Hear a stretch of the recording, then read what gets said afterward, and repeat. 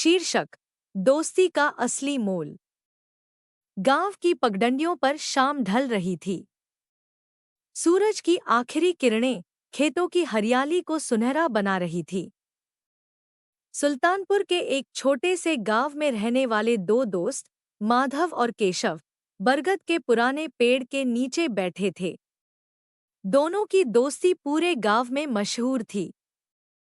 माधव थोड़ा शांत स्वभाव का था और खेतीबाड़ी संभालता था, जबकि केशव शहर में एक छोटी सी नौकरी करता था। वक्त हमेशा एक जैसा नहीं रहता। उस साल मॉनसून ने दगा दे दी।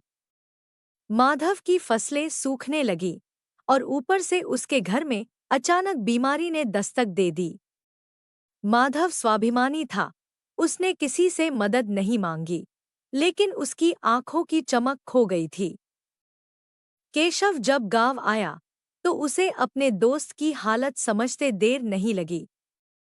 उसने देखा कि माधव अपनी जमीन का एक हिस्सा बेचने की तैयारी कर रहा है ताकि कर्ज चुका सके।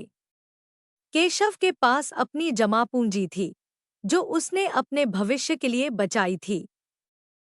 बिना एक पल सोचे उसने वह सारी रकम एक लिफाफे में डाली और रात के अंधेरे में माधव के घर की चौखट पर रखाया। साथ में एक छोटी सी पर्ची थी, यह तुम्हारा अपना है, वक्त आने पर काम आना चाहिए। अगले दिन माधव को पैसे मिले। उसकी फसलें भी बच गईं और घर की मुसीबत भी टल गई। उसे शक तो था कि यह काम केशव का ही है, पर केशव ने कभी जिक्र तक नहीं किया। कुछ महीनों बाद जब हालात सुधरे तो माधव ने केशव को बुलाया। उसने अपनी फसल बेचकर कमाए हुए पैसे केशव के सामने रख दिए और भर्राई हुई आवाज में कहा, भाई, तूने जो किया उसका एहसान तो मैं कभी नहीं चुका सकता, पर ये अपनी अमानत वापस ले ले। केशव मुस्कुराया और पैसे पीछे धकेलते हुए बोला, माधव, मैंने तुम्हें पैसे उधार नहीं दिए थे। मैंने तो अपनी आधी जान बचाई थी। अगर आज मैं ये पैसे वापस ले लूं, तो हमारी बरसों की दोस्ती एक सौदा बन जाएगी।